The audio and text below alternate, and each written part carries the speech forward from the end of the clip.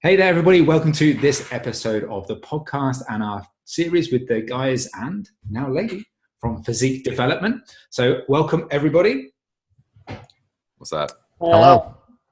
Cool. So today we're going to be talking about quads and giving you basically all the information that you need in order to train your quads effectively, build muscle, both whether you are female or male. So you're going to get both sides of the equation here. Now, before we get started, obviously we've got a new person joining us for this particular podcast. We've got Sue. Sue, do you want to give us a little bit of an intro so that people know who you are and what you do within the physique development world? My name's Sue Bush, and on Instagram, Sue Gaines with a Z. And I am a head coach for Physique Development. I'm also a bikini competitor along the way. But me, Austin, and Alex, all co-owners of Physique Development. So I'm just happy to be joining and give that female perspective here on quad training as well. Awesome. Perfect. So cool. So Alex is going to take the lead for us. He's going to kind of give us an introduction into all things quads. So Alex, will throw it over to you to kick things off. Okay. So with quads, we're going to start with talking over the overall structure as well as the function. So for the listeners, we are talking about the musculature that is going to encompass the anterior portion from your knee to your hip. And so with the quad, there's four main pieces to the quad itself. And if we're looking at someone super shredded, you guys will generally see three of these. And so with the four heads to the quad, we have the rec fem, which is that cool looking musculature that starts at the hip and kind of dives about half to 3/4 of the way down the quad itself or down the leg. And then you have the vastus intermedius, which is the one that's going to be hidden. So if you were to be able to pick up that rec fem, it's under there. And then the vastus medialis and the vastus lateralis. So you have four main components to the quad itself. It's a very strong musculature. And so when we're speaking on the function, the main function is going to be knee flexion. And an extension it's going to play there, as well as the rec fem is going to have its direct component into hip extension and hip flexion. So lots of moving components, and again, it is very strong. So you're going to be able to handle a lot of load within that. Cool, awesome. And in terms of so common training misconceptions or how people approach quad training, anything that jumps out immediately for you on that front? I would say that the most common thing within quads is that maybe movements such as a lunge or a barbell back squat, individuals are scared to allow their knees to travel past their toes. So they want to keep their knees in line with their ankle joint is oftentimes something that people really strive for.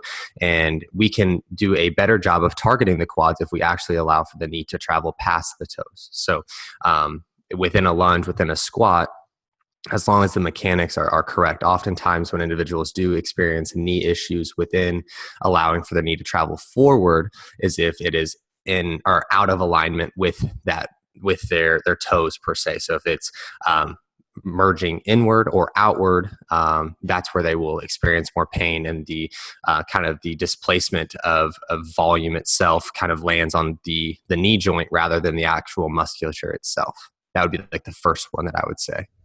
Yeah. And would you say that, I get the odd question from people about who are squatting and say, I get knee pain or something like that. Would you say that is more often not driven by that knee kind of, as you say, merging inward and merging outward? Or is it, in your experience, from maybe something else that's happening or going on in those types of situations? I would say more often than not with knee pain, it's going to be more so an executional error rather than the movement itself not working for them or causing the pain itself. Yeah, I'll add one thing there and just say that in terms of weakness too, so execution-based stuff, and then sometimes it could just be a weakness, kind of like what we talked about last week. That problem area, usually isn't going to be the actual issue.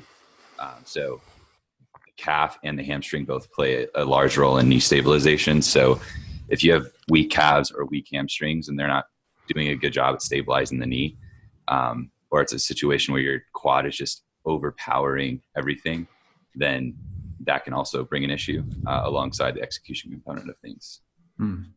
And I guess, Sue, from your perspective as a female and representing the female population, are there some common misconceptions around quads? Obviously, not many. I think maybe a misconception around ladies and quad training in general. Have you got any sort of experience with that, or kind of views on some of those misconceptions? Yeah, I guess the biggest thing would just be that training your quads doesn't take away from growing your other muscles. A lot of people think that when it comes to, or a lot of females, and I am going to speak in major generalizations here, a lot of females want to grow their posterior. They want their glutes to grow. They want their butt to be bigger. They want their hamstrings to grow. And they often take that training volume away from quads when it doesn't need to be that way. So when we look at training volume as a whole, I mean, even with us just putting out the new female periodization program, a lot of people are like, well, does it have the other muscle groups in it? And it's like, yes, the training volume is more biased and there is more volume towards the glutes and towards different parts that a lot of females want to grow, but that doesn't mean that we're just completely neglecting the other muscle groups there. And as a female, I have a lot of competitors talk to me or talk generally and say that, oh, my coach told me to stop training quads because my quads are too big. And I will speak generally, females don't have such developed quads that they don't need to train them generally. Now, there is going to be, of course, exceptions there where some females maybe need to cut back on quad training. But most of the time, it's just that they are afraid of their thighs getting bigger or having their legs overtake their body or the front of their legs overtake their body. But at the end of the day, a lot of times it's just their fat that's sitting there. So I've had many females and I've had to have the conversation be like, well, I was told my quads are too big. Okay, your quads, the muscle in and of itself is not too big. It's the fact that your fat is all sitting on the front of your leg, which isn't the end of the world, but that doesn't mean that you need to stop training that musculature. And then also for the general health of your human body, you shouldn't just not train a muscle group because that can cause some major imbalances that can cause problems overall in your body and not just in like the aesthetic portion of your physique. And I think that's a similar thing that we kind of discussed when we talked about chest, was that, females don't necessarily come and say they want massive pecs, but it doesn't mean that they shouldn't train those muscles for the purpose of having an all-round strong body and musculature and those sorts of things. So I guess it's fairly similar. So in terms of I know it's going to be huge generalizations, but a female trainee who wants to build muscle, what sort of volume split would you give to, how much volume do you give to quads versus hamstrings, glutes, and those sorts of things? Just a general idea of how you approach that. It is obviously going to depend on the individual and where their muscle is laying in regards to what I can see from the pictures that they've sent. But if someone really wants to grow their glutes versus growing their quads, I make sure that volume distribution is maybe 4 sets different, 4 to 6 sets differently in regards to having that volume more towards glutes than having it towards quads. Because I feel like, again, a lot of people get in the mindset when they're programming that they're just like, how many glute exercises can I get in this training? But really going through your training and looking at, okay, how much volume do I have allotted towards quads? How much volume do I have allotted towards glutes? And truly making an intentional part to have a distribution or a difference within that volume or that frequency even is going to have more dividends and show more results than just throwing oh, I really thrashed my glutes in this exercise or in this training session. Because when it comes down to it, again, the distribution of that. So I still have quad training within my training, but I do have more glute volume and more sets allotted towards my glutes. And I would say that difference, and Alex does my training, so he'll know more so off the top of his head. But that difference is there, but I still train quads. So I would say it's a 4 to 6 set difference in regards to them.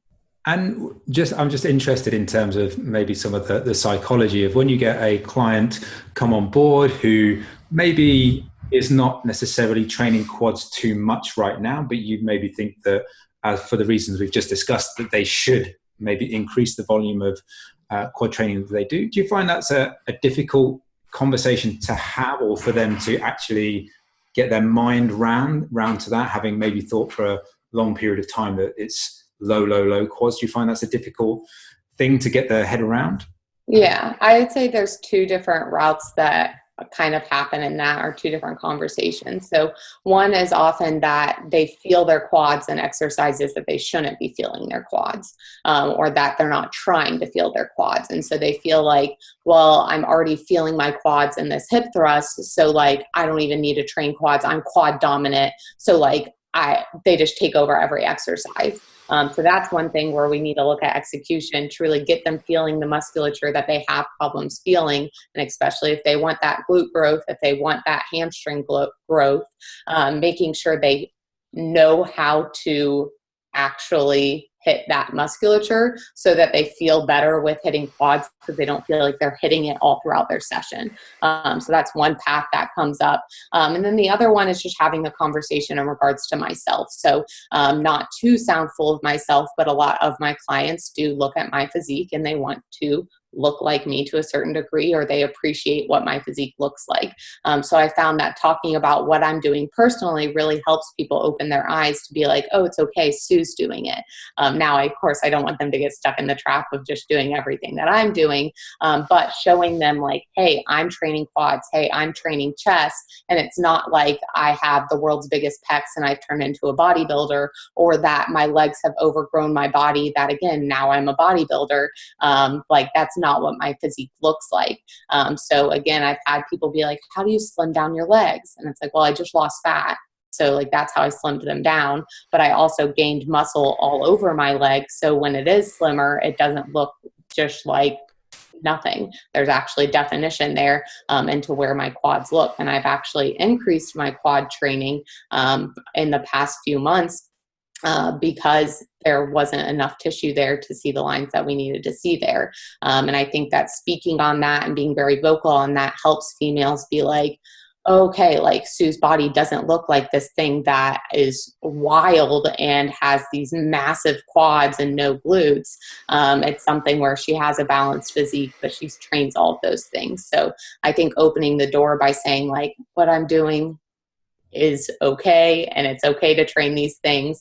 And also, like, if you just grew muscles that fast, we would all look exactly the way we wanted to.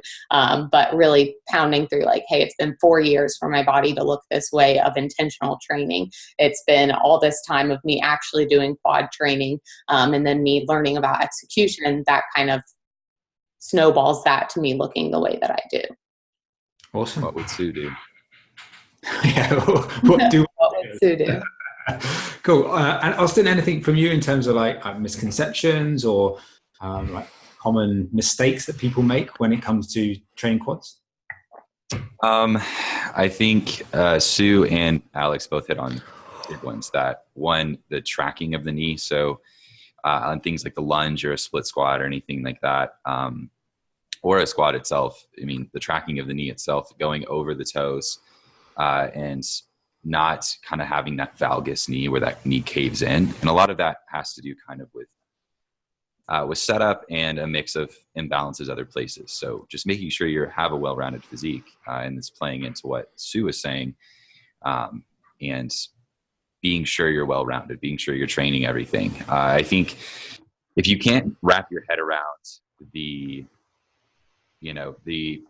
if you're training your posterior chain too much and not your quads enough, think of I think we've all heard, if you train your abs too much, your lower back starts to hurt. It's kind of it's that same idea of if one muscle group is overpowering the other, because everything's working in unison and it's very integrated and cohesive, and your things are working as agonists and antagonists. So it's not just referencing a way that you can set up your training split. That's how things work in your body. So making sure that things are well rounded. And when you do set up for these very popular exercises, such as the squat, the split squat, lunge, even the hip thrust and glute bridge and things like that, making sure that your knee's tracking in the right place. And then you're executing things to a point where the musculature we're trying to train is the thing doing it. So like in the hip thrust, for example, like Sue mentioned, not allowing your quads to really take that movement over, because it is really in your programming probably for a glute emphasis. So making sure the execution is there and we're able to do it. Cool. Awesome. So we talked a lot about squats and things like that. So Alex, from like your point of view, when you're looking at quad training, building muscle, what are some of your go-to exercises to program in, either for yourself or for other people that you're working with? Yeah, I think that leg extension is one. I think I like leg extension a lot. I like split squats. I like barbell back squats. I like front squats if it aligns with the individual. I would say that the reasoning for leg extension, to kind of backtrack here, is more so that this is a very controlled environment to get the quad in a very shortened contraction position. So, and we've touched on this a few times throughout these podcasts, but when we're talking about shortened or lengthened position, it's getting the insertion and the origin of the musculature as close as possible. So with the leg extension, it allows for us to get that knee as close as we can to the hip joint with maintained tension on the quad. So it's fantastic for just handling a lot of load with the quad. In reference to the barbell back squat, this allows for us to get a great workload capacity on the quads, especially if we're executing properly. Split squats as well. All good stuff. And for you, is there any like situation where you wouldn't get someone to do one of those movements? For example, like a squat. Would there be any situation where you say, actually, squat's not good for you, I'm not going to program this for you? Any sort of situations like that? I would say the only time that I would maybe not program it is depending on what exercises maybe are prior to that, or maybe what the emphasis is from like a volume perspective throughout the week. Maybe would be a time where I wouldn't program a squat, but for an individual, there's always a way to improve squat mechanics. I would say it's more of a staple movement that I would definitely use for people, unless they've got some injury that we're trying to work around or something of that nature. Mm-hmm. And Sue, from your perspective, are those exercises pretty much the same ones that are your go-to exercises when programming specifically for females, or do you incorporate anything slightly different to that? Yeah, those I would say are the same exercises. I mean, they're just different variation of those that I think all three of us kind of go between. But again, when it comes to male versus female training, I would say that it's not so much as the exercise that needs to change. It's just the volume allotment or the focus within that phase or within that training stimulus. So Alex and I, or Austin and I, can do the same exercises. It's not like one is more woman specific or not. I know that some on Instagram might seem that way, but when it comes down to the actual exercises that are going to elicit muscle growth, I wouldn't say that it's necessarily like back squats are for males or that split squats are a female better exercise. I would say the only thing that I look at when it comes to someone is if they're having problems actually contracting that musculature. So if like they're so like their squat mechanics are so bad that we can't get that musculature, then maybe I really prioritize one exercise instead. We still work on that execution of the barbell back squat, but it's not something that maybe is a main mover because we're having so much problems with getting it down or feeling that musculature that maybe it's not beneficial. Or like some people do just feel their quads in one exercise more so than another. So making sure that I'm listening to that feedback while also seeing training video to see if that's accurately displayed there. But just making sure that they are able to work it in the mid-range, which most people do work it in, but also making sure they're spending time in the fully shortened position and spending time in the fully lengthened position. Awesome. Austin, any others from you, or are you team squat as well? Yeah, I think mechanics have a big role in it. Just going alongside what Alex and Sue said as well.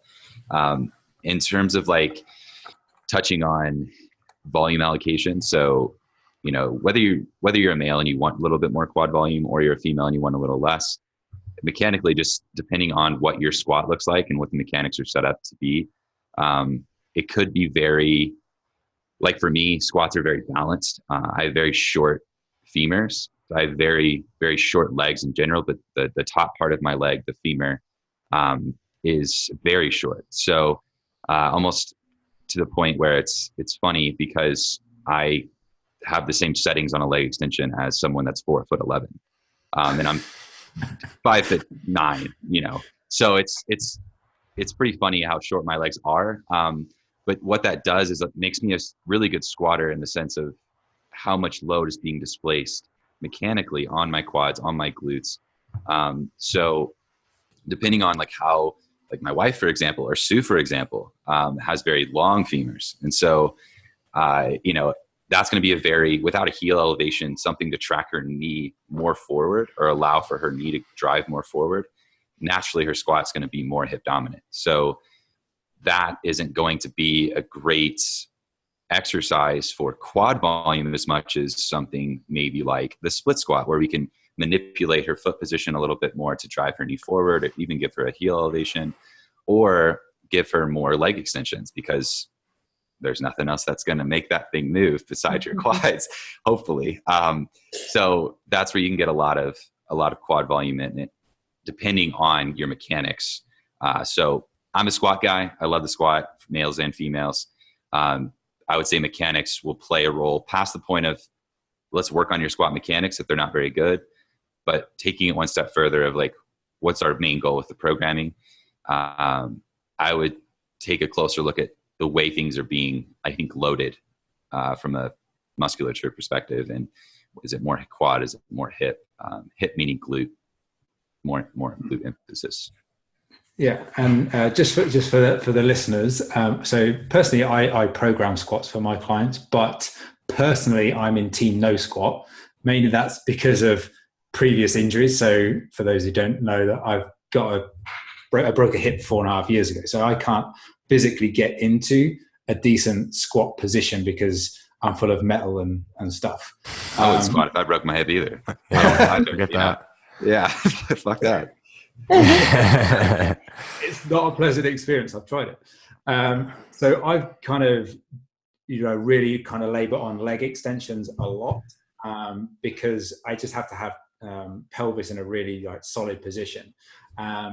And I also do a lot of unilateral stuff, so a bit split squats and things like that, because if I'm not careful, then just my left leg will just naturally dominate, because now the right leg is slightly weaker. So if people are listening and, you're an individual who maybe you've got previous injuries, then the squat's not necessarily the must have. I think it's a very beneficial exercise. I think it's, for most people, it's going to be one of the better exercises that you can do. But if you're like me and have to be in team no squat, there are other solutions. Not that, although I don't have like huge quads, so maybe I'm a running of quad training. But yeah, squats are good. I'll speak on imbalances really quick too, because just an observation. Alex and I've been training really since early 2014. So early on, he was playing college baseball towards that time, and basically playing baseball his whole life. And his squat was very noticeable that he was left-handed, because how much his hip shift happened, like how much his hip shifted towards one side. Every time he came basically up from the bottom position of the squat, it kind of emulated him like at bat, trying to like hit the ball in one direction. Mm-hmm. And so it took a lot of time and repeated bouts of effort in terms of squatting, in terms of unilateral movements, I think, to even out the musculature in terms of his hips. So sometimes you got to work around sport related adaptations, because he didn't train for that to happen. It's just the thousands of at bats in terms of batting practice and everything else that dedicated to that played a huge role. So Yeah, I would say also, I mean, we still run into that with athletes now, former athletes specifically that are wanting to get in shape or stay in shape after they leave college or what have you. So things that Austin and I did for myself was, one, getting more repetitions under the bar for the barbell back squat, as well as a lot of unilateral work. So I got very strong with the lunge. I got very strong with the split squat, and that helped kind of, I'm still not, 100% same strength on both sides, but it is significantly better. Now, it still presents itself from time to time, but even with my athletes and our athletes now, we use the same principles. And just talking about like the squat again, Alex, like obviously people listening to this will be at different stages of their experience within a gym. Would you suggest that someone maybe starts with a more regressed version of a squat to begin with, to make sure they're kind of down with the movement, and then progress to a barbell back squat? How would you kind of approach beginner versus someone who's slightly more intermediate or advanced? Yeah, for someone who is like, they're never been in the gym, they've never squatted before, I think something that forces them to stay pretty upright is best. So something like a plate in front squat where they're maybe holding a 10-pound dumbbell directly out in front of them at like chest level would be somewhere that they could start.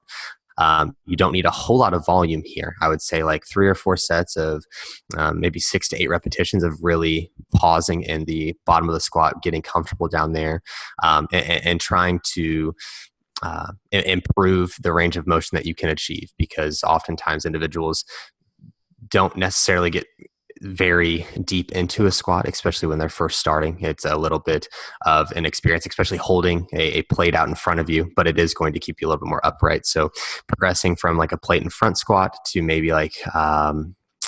maybe to a barbell front squat, or maybe a goblet squat from there, and then moving into a barbell back squat would be kind of the progression that I would take. Now, timing wise, I would say that this can take between 6 and 8 weeks, depending on how you progress. What I would tell the listeners is to take video of yourself and really analyze, okay, is there any lagging body parts? If you know someone who has an understanding of how things should look, reach out to them and ask, do you see anything going on here? Or if you have a coach, obviously, that would be fantastic as well. But taking your time through the progression, it doesn't have to be a ton of volume. Like, you don't have to go in there and do 3 sets of 15. That's just going to probably enforce poor motor patterns. You want to keep the repetitions somewhat low to a point where we can really perfect the motor patterns and get you to barbell back squatting as fast as possible.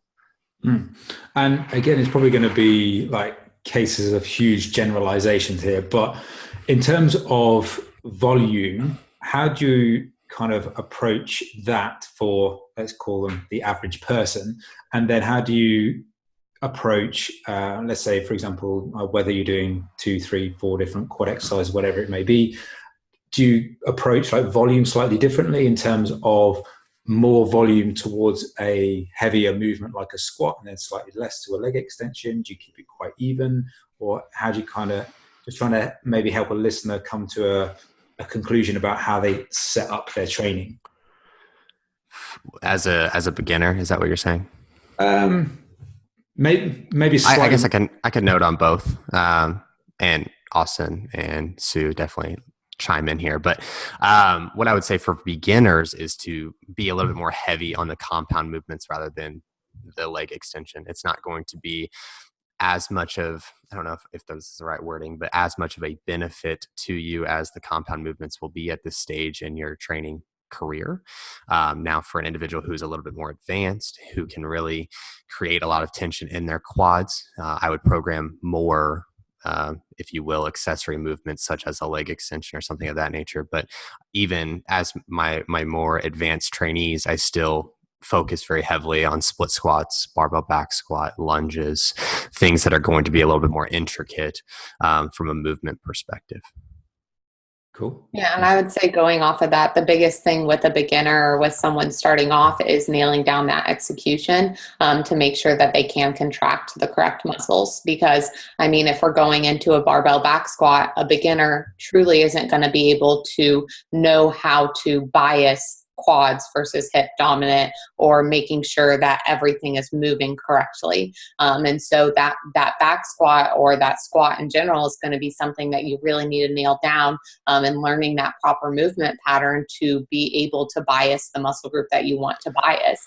Because overall, with starting with beginners, and I do have a decent chunk of beginners that come to me that have not spent really any time in the gym other than cardio and abs, it gets this place where it's like they get it's exhaustive to a certain degree, the amount of videos I have them send me and have them go through. But it is at that point where I started off training very incorrectly, and I had to correct all of that. And it was very hard to go through that and correct those movement patterns and trust myself in different exercises, because I started doing it all wrong. And so within the beginner, kind of just getting their body moving and aware of their movement patterns is going to be the biggest thing, more so than any kind of like specialization in my eyes.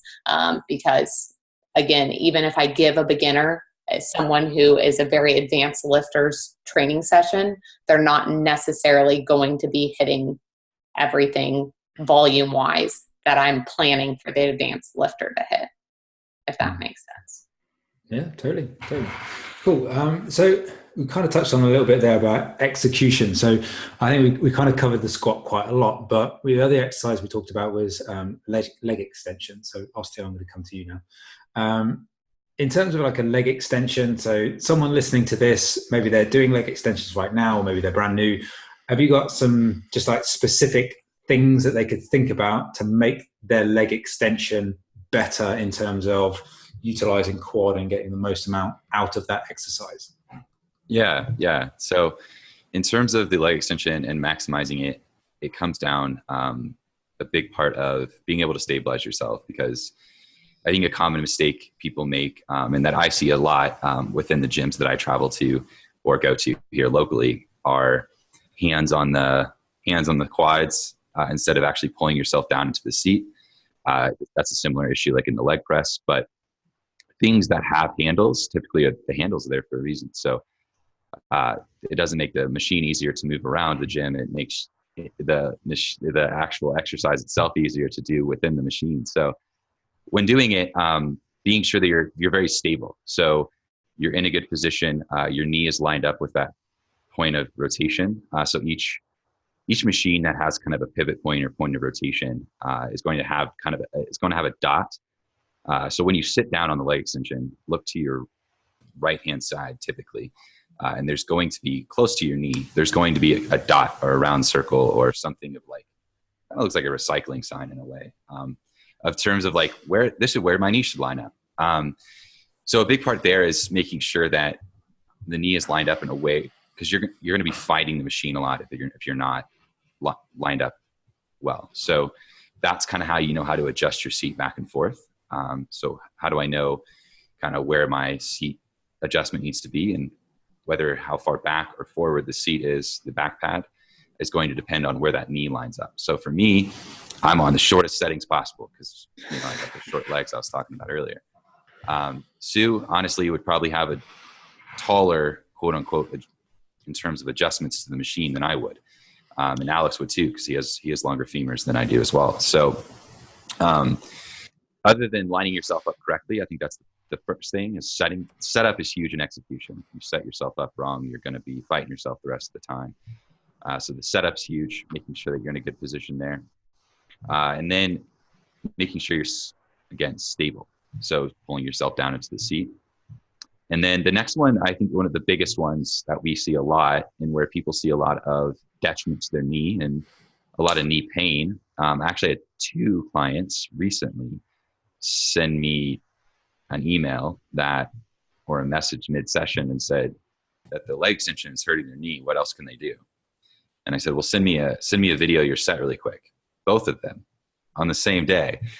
We're just launching from the bottom, and your knee is in a very vulnerable position at the bottom of the leg extension because it doesn't have anything to stabilize from. So typically your calf is such a strong knee stabilizer. Things like the squat, the split squat, the lunge, your foot is having contact with the ground. and that the ground acts as an opposing force to give your calf the tension it needs to then transfer that to the knee joint, if that makes sense. But in the leg extension, there's nothing to like press your foot into.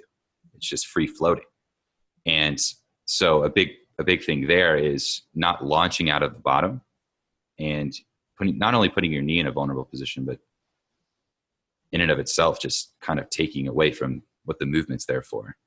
So slow and steady out of the gate, or out of the bottom, and then accelerate and squeeze into the top of that rep. And I would say one last thing about the leg extension here would be in terms of making sure you have some volume here, and making sure, like Alex mentioned in the beginning, to really spend time in that short and contracted position of the leg extension. Because as we were talking about, or as Alex introduced the muscle, he talks about the rec fem, crossing the hip joint. And this is one of the only movements, if not the only movement that I know of, that you can train that rec fem in its fully shortened position. And a weak rec fem can lead to a host of other issues in your life and in your training in itself. So a strong rec fem is very important. So be it that the leg extension is one of the only ways to train in that shortened position and get it strong there, means you need to spend more time at the top instead of at the bottom where most people spend the time. And as Alex was saying in the beginning with talking about where the rec fem is, it crosses the hip joint. And so when we're talking about training that rec fem in the shortened position, that tension in the rec fem is dependent on stabilization of the pelvis and that surrounding musculature. So that is going to transfer over and being very, very important when that hip joint is under significant load, like at the bottom of a squat. So while you're not training the shortened rec fem at the bottom of the squat, the rec fem in general needs to have that strength to it to be able to be in that place that can stabilize the pelvis fully. Mm-hmm. Cool. So Alex, I'm going to ask you the final question because you started, so I'm going to bring it around to the final question. I need to finish it off. Yeah. So my question is going to be more around so Austin was kind of touching on there about spending some time in the shortened position, and we've spoken about that on the other episodes that we've done. In terms of tempo for these types of exercises, do you recommend certain tempos so that to help people quote unquote feel an exercise more if it's new or they're not feeling it in the quad and things like that? Or to Austin's point, in terms of spending some time in that shortened position, do you approach tempo in specific ways? Oh, absolutely. Tempo is a very valuable tool. Now, for the beginning crowd, I think that just having a pretty methodical tempo will be best. And what I'm meaning by that is to spend time in the extremes, if you will. So spending time in the bottom of a squat, spending time even in the bottom of a leg extension, and at the shortened position of the leg extension. So for the beginning crowd, use a lot of pause work so that you have an understanding of specifically, where tension is being placed, as well as actually creating tension in the musculature that you want. Now, as you progress for an athlete who is maybe struggling with creating a lot of tension in the barbell back squat, we would spend a lot of time in the bottom position where there's tension is going to be greatest in the quads themselves. We're not going to spend a whole lot of time at the top of a squat because the joints are aligned and there's not a whole lot of tension being placed on the musculature. So we want to spend a lot of time in the bottom of that. Same with like a split squat. Same with maybe a lunge. Well, Alex vanished. So to finish out really quick, of tempo. Yeah, he had enough. That's it.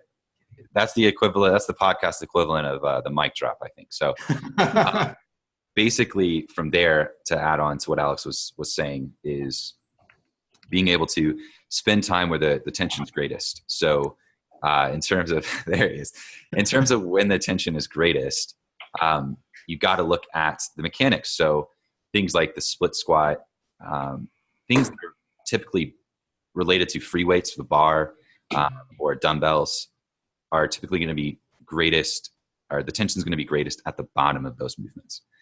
And then in terms of where things are challenged in the top of the movement is a leg movement like the leg extension, a quad movement like the leg extension. So yeah, looking at where it's most loaded, and then where it's most loaded, spend the most time there to kind of get the max benefit. And that really leads us, I think, to a more, I'd say, intermediate to advanced tactic would be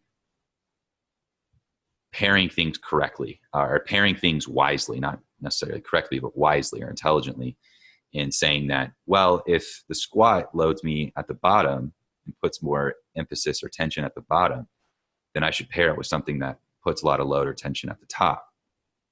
And that's the leg extension. So a good combo is barbell back squat or split squat into a leg extension to really cover that full range. And that mid range is being covered throughout. So that's pretty much always a good to go kind of thing. But focusing on where things are loaded is really good. Anything that you had to add to? Just within that, I mean, if you have the equipment that you're using at your gym, if it's loaded wrong, poorly, I mean, a lot of actual people that are manufacturing these aren't paying attention to where they're loaded. So I have had some clients be like, because I mean, as we've already stated, the leg extension is the only one that you can get fully shortened in the rec fem or fully shortened in the quad in general. And if someone has a leg extension that like is very, very light at the top or deloads at the top of the movement, then like their leg extension is basically shit. Like that's not helpful to me because it's not actually loading it in the shortened position. So within tempo, as we're talking about how tempo can be very important, pairing can be very important, knowing about the resistance profile can be very important within the machinery that you're using, because I have had a multitude of clients where they're like, it's very, very light at the top of the leg extension and we don't want that. So that's where we can utilize tempo to either have those isometric holds at the top or have that longer duration at the top as Austin is talking about, or just working on adding 1/4 or 1/2 reps to those movements where the resistance profile is very poor. So for leg extension, from the top of it, only lowering back down 1/4 or 1/2 and going back. So we're keeping in that range where we can kind of work around a very poor resistance profile with tempo or the way we utilize reps. Cool. Awesome. So for those listening to the podcast rather than watching the video version, Alex did disappear, vanished out of the air halfway through his my laptop was super rude and just died. So but he's back now. He's back on screen and he's back. So Austin, the other guys did a fantastic job of picking it up. So Alex did I'm glad. They both know me super well, so they probably were very understanding of where I was headed with what I was saying. So they probably did great. No worries. So I think that's a lot of information for people to take away on this particular episode of our show. And then next month we'll be back with next installment. And so I look forward to speaking to you guys again then. Thanks so much for your time and see you again soon. See ya. Absolutely. We'll see you.